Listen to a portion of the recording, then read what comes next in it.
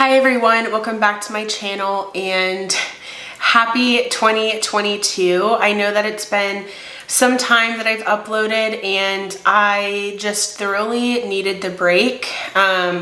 Today, as I'm filming this, it is actually Saturday, January 29th, and even at this point, I'm unsure if I'm ready to start filming again. Basically, the last video that you saw of me was my Christmas upload, and I was trying my hardest to upload every day for Vlogmas, and I really just kind of killed myself doing that. And then my husband and I and my mom, we went to visit family for the Christmas holiday, and then we came back, and then, you know, we both had a break from work, and then basically the very beginning of January, on January 4th, we got COVID. So we are just fine. Luckily, we were both vaccinated, and so it really didn't hit us too badly, which was nice. And luckily, we were able to kind of quarantine together. But now it's just, I'm suffering from like allergies and just like stuffy nose. I still have a cough from whenever I did have COVID, so that's really frustrating. But also I'm just starting to really get into the rhythm of my job, and I kind of mentioned that in one of my Get Ready With Me's last month. I kind of went over that. I started a new job and the hours are pretty different than what I'm used to, and so when I come home it's pretty late. And the sun has already gone down, and so I just don't really have the energy to film. And so I miss filming. I've really been, you know, watching some of my older videos to kind of get me pumped and ready to start filming again. And I think I'm finally there. I'm not going to commit to, you know, how many videos or which days I'm going to upload or anything like that. I really just kind of want to go, you know, with the flow, because obviously this is a hobby for me still. I don't have, and I don't receive an income from YouTube, so I have to keep that in mind, because I never want to burn myself out, because I still really love my YouTube channel. And I feel like when I force myself to, you know, upload all the time, or, you know, I'm afraid to disappoint you guys, then I really start to kind of lose focus on why I'm doing this. You know, it's really just to have a platform where I'm having fun and I'm talking about makeup, and that's what I want it to be about. So I apologize for the longer intro, especially if you're new to my channel and this is the first video that you're seeing. I just wanted to kind of offer some type of explanation as to where I've been. I've definitely missed you guys, and you know, I've still been replying to comments as they come in and things like that. So anyways, today's video, because I didn't have much of a wrap-up series from 2021, I actually want to basically talk to you about my top 10 favorite palettes from 2021. So I purchased quite a few eyeshadow palettes in 2021, even though the first part of the year I was on a no/low buy. The later part of the year, I definitely did some damage as far as purchasing a lot, not just eyeshadow palettes, but other things as well. However, I'm actually pretty pleased with myself, because I've actually done quite a bit of decluttering. I've gotten rid of a lot of my eyeshadow palettes. I still have a larger collection, but there are some palettes that I've definitely decluttered. I've decluttered some to my aunt, some to my cousin, also a few to my sister. And so anyways, these are the palettes that have really stood out for me the last year. You know, obviously, like I said, I purchased quite a few and I loved a lot of them, and I still do enjoy a lot of them, but these are the ones that really just stood out to me. So I'm going to kind of start off, I'm not necessarily doing this in a ranking style, but I'm going to start off with the ones that are kind of like, they made the top 10, but they could have easily possibly been replaced with some other things. So the first palette is the BH Cosmetics, the Lit List palette. This palette, I'm actually kind of shocked that it made it to this video, that it made it into the top 10, but I really enjoyed this one. I used it a lot during the holiday season, and I know that technically, you know, to some of you, this may not count because I picked it up in the very, very later part of the year last year, but I really liked the looks that I came up with. I thought that it was really, really fun, and I really enjoy the color story as well. I could honestly still use this palette if I wanted to throughout the year because they have these beautiful like mauve tones down here. There's also some really beautiful neutrals up here. It's really just like the center part of the palette that screams Christmas to me. The rest of the time, or the rest of the palette, I think you could enjoy other parts of the year. So this one, you know, I'm sure some of you are kind of like really surprised, but I just thought the quality on this one was really, really good, and I did use it a lot whenever I did purchase it. So that one I definitely wanted to mention. And then I have this one, and this one I went back and forth, kind of like the BH Cosmetics one, you know, do I want to include it in the video? Do I not? And this is the Juvia's Place, the Blushed Rose eyeshadow palette. So this is just a 6-pan eyeshadow palette, and here's what this one looks like. It's absolutely stunning. Honestly, this top shade right here is kind of the reason why this palette stands out to me so much. I just think that this palette is really, really beautiful. It's definitely, you know, a one-toned type of look. It's very monochromatic. You know, you're gonna get a rosy, a pink look, right? So there's nothing too different or unique about this palette, but I will say the few times that I've used this, I really, really enjoy the look, and I think that it stands out in my collection because of this metallic shade, but then also because if I'm wanting a pinky look, I'm most likely going to be gravitating towards this. And something about this palette, like, I want to use it. I want to, like, it just makes me happy. And I think because I purchased it whenever I was in Missouri over the summer last year, which correlates with me spending time with family. But not only that, like I said, I just really, really enjoy this metallic shade. So this one, I could have, you know, possibly not included it in the top 10, but I was really pleased with it and I wanted to include it. Then we have these palettes from Revlon. So I know that these are two, so I don't know if I'm technically cheating here, but they're within the same family. I love both of them equally, so it's kind of like I could have put in one, I could have put in the other, if you know what I mean.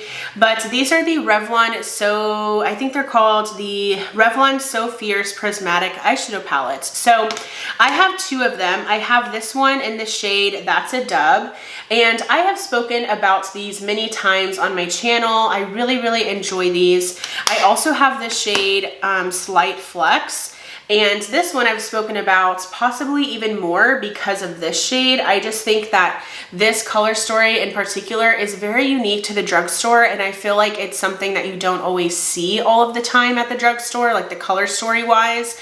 But I'm just really, really impressed with these palettes. Like I said, this shade right here really does make this palette unique. And then this shade right here and the That's a Dub one, this shade right here is just absolutely stunning. I absolutely love how metallic and foiled this shade right here looks on the lids. So I don't know, I like these. I don't think that they're like a groundbreaking formula by any means, but I do think that it's a very unique formula, and it's actually a formula that you can use wet or dry. So I do enjoy like the versatility with these, but also I really just think it's the color stories that these two come in. I think that they are very, very unique and almost more luxury looking color stories that are offered at the drugstore. So really, really impressed with those, and they definitely stood out for me. I'm sorry if I just sound so stuffy. I am trying to clear my throat every now and then, but anyways. Then I do have this palette, and this is the Wet n Wild Color Icon palette in the shade Nude Awakening. I purchased this last year. I know that this color story and these eyeshadow palettes have been around from Wet n Wild for some time now. However, this was the first time I've ever picked up this color story, and I am really, really impressed with not only this formula, but also I just think this color story is like a neutral color story, but a step up because of the fact that you have a purple in here, like a plummy color. You also have a burgundy. I just love how they decided to make it a neutral palette, but then throw in like those two colors. because I think overall they complement the palette very, very well. And like I said, I was just very, very impressed with this one. I love how affordable it is, but you're not getting, at least in my opinion, I feel like you're not losing quality because of the price tag. Definitely the packaging, it's not, you know, anything great. I think it's a step up possibly from what they used to have their palettes in, but it's still, you know, not the best packaging. But I do think the formula is really, really nice. The mattes blend beautifully. I really, really enjoy the shimmers. I do think, however, you should use your finger when applying these shimmers, but overall, super, super impressed with that palette from Wet n Wild. Then I have this one, and I'm honestly a little bit shocked that I'm including this because whenever I first purchased this and used this, I wasn't really impressed with the palette. I didn't think that it compared to, you know, the palettes that came before it, but this is the Too Faced Cinnamon Swirl palette. And here's what this one looks like. This is just an absolutely stunning palette. Maybe I should hold it differently, but this is just an absolutely stunning palette. I love the colors in this one. It's definitely a more warm toned palette, but I really, really enjoy this one. The formula on this palette is so good, you guys. It is so, so good. I don't know if it's because the other like fall themed palettes that I have in my collection from Too Faced are getting older that I can really tell the difference between this newer formula, like because it's a new palette compared to the, you know, the formula of those palettes that I've had for a while. But I'm just really impressed with this one. And again, I feel like this color story is a color story I can use all throughout the year. I can definitely see myself reaching for this one again soon, just because I really, really enjoy the warm toned looks that I can create with this one. So I was really, really impressed with the formula with this palette, and I just thought it was a really cute, really pretty palette. Then I have the Huda Beauty Naughty Nude palette. So this I did pick up in 2021. I know that this was released in 2020, but I did pick it up in 2021 and I really enjoy this palette. I love this color story so, so much. I also really, really enjoy the formula within these larger Huda Beauty palettes.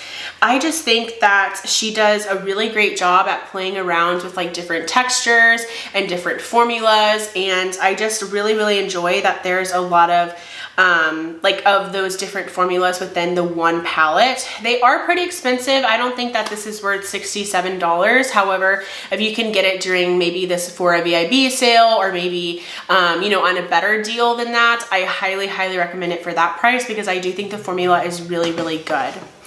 Then I wanted to mention this palette, and this palette completely stole my heart the very first time that I, you know, used it, but also just the very first time I saw it in person.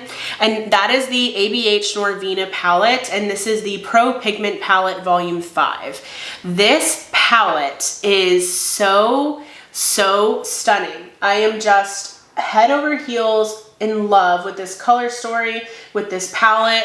I am a purple lover, so this is literally my dream in a palette. Like, it is so, so stunning. It's funny, whenever my aunt was here for my graduation, she's from out of state. She loves makeup, you know, just as much as I do probably. I obviously own a lot more makeup than she does, but she saw this palette within my collection and she literally was just like so in love with this palette. She was like, Sabrina, that is the holy grail. Like, this palette is the holy grail. And I was just laughing. She cracked me up, and I actually let her use this because she stayed the night at our house.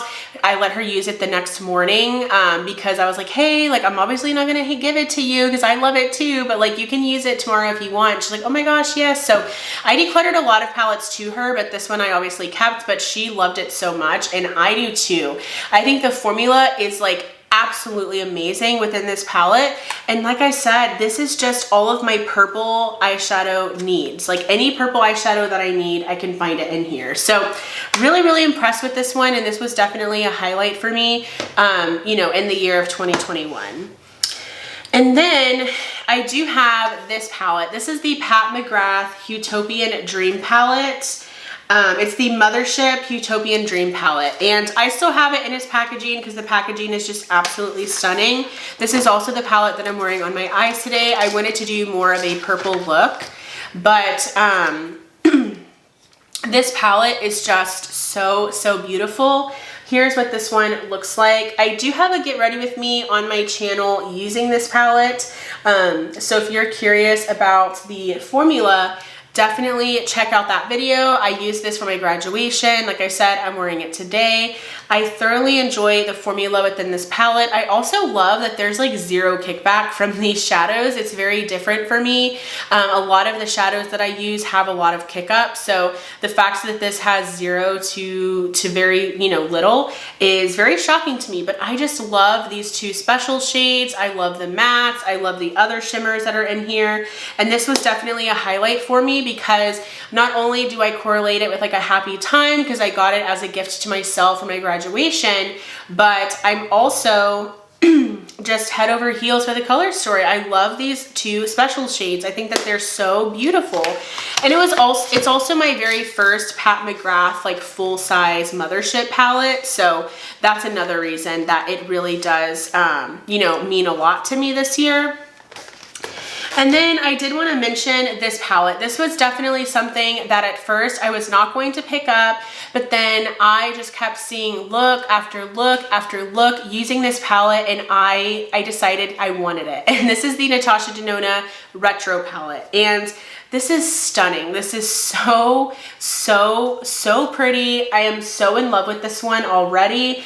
I have used this already like a number of times. I am so impressed with the formula. She has a lot of her cream to powder formulas within this palette, and I love that formula from her. So I am totally okay with that. But I am really happy with this one. I've used it a lot. I'm not someone that really enjoys mauve tones on me, but for some reason, I don't know if this palette, because it's mauve, but it leans a little bit more like berry tones, that I enjoy it more, but I do, and I'm really happy with it. So this was definitely a highlight for me from 2021, and I am so glad that I picked this one up. And then the final palette, and this was probably my top favorite palette in 2021. I am just so happy and so in love with this palette. I brought it with me to Missouri. This was my Christmas palette. This was a palette that I just always wanted to use, and I'm really impressed with it. And that is the Pat McGrath Mothership Mega Celestial Odyssey palette. Sorry, the names are always so long from Pat McGrath, so I wanted to make sure I got it correct, but I use this a lot. Like, you can probably see just how much use I have gotten out of this palette. Like, I'm sorry, because of the packaging, I can't open it all the way, but I'm sure you can see some of those dips within those shimmer shades in here. But this palette is gorgeous. This palette is absolutely stunning. If it is still available, I highly recommend it. It is so good. I was not at all like tempted by last year's holiday palette from her. However, this year, I loved the packaging way more. I thought that this was a lot more luxe. It was still $78. So the fact that the packaging last year was so cheap looking, I am so glad that she decided to upgrade. But I also just really enjoy this color story a lot more. It is very shimmer heavy. So if you are someone that likes your mattes, you probably want to enjoy this one unless you want to use it with like a companion palette. But overall, I am just so in love with this palette. Like, it is so good. It is a little bulky, it is pretty large, and there's definitely, some wasted space within the palette, but ultimately, I am just so in love with what's inside of it that I am okay with that. So really in love this one. This was definitely probably like my top palette from 2021. That and probably the retro palette from Natasha Denona, because this might be my favorite Natasha Denona palette now. Of course, aside from the Biba palette, but especially when it comes to the midi palettes, like the $65 ones like this one might be my favorite. So those are all of the palettes that I wanted to speak about in today's video. Those are like my top 10 palettes from 2021. Like I said, I know those last few on the bottom that I spoke about at the very beginning, I could probably replace those with some others, but I am very, very pleased with a lot of the palettes that I tried last year, and with these especially. I think that the ones that I spoke about today are of really great quality, and you can create some really beautiful looks with them. So I hope that you enjoyed. If you did, please give this video a thumbs up. Also, I would love for you to subscribe, and thank you so much for just always supporting my channel, and I am so happy to start filming again for you guys. Like I said, I'm not sure how many uploads I'm going to be, doing per week. Basically, I'm just going to try to continue uploading because I do not want to stop YouTube. I really, really like filming videos for you guys, but I just want to make sure that I'm keeping motivated because I know that you guys can feel when I'm discouraged through the camera. Like, I know that. So thank you guys for all of your love and support, and I'm looking forward to hearing from you guys. How is your 2022 going? I would love to hear from you guys. I hope that it's going better than mine. I hope that you were able to avoid this this different variant of COVID. But anyways, thank you again for watching, and I will go ahead and see you in my next video. Bye!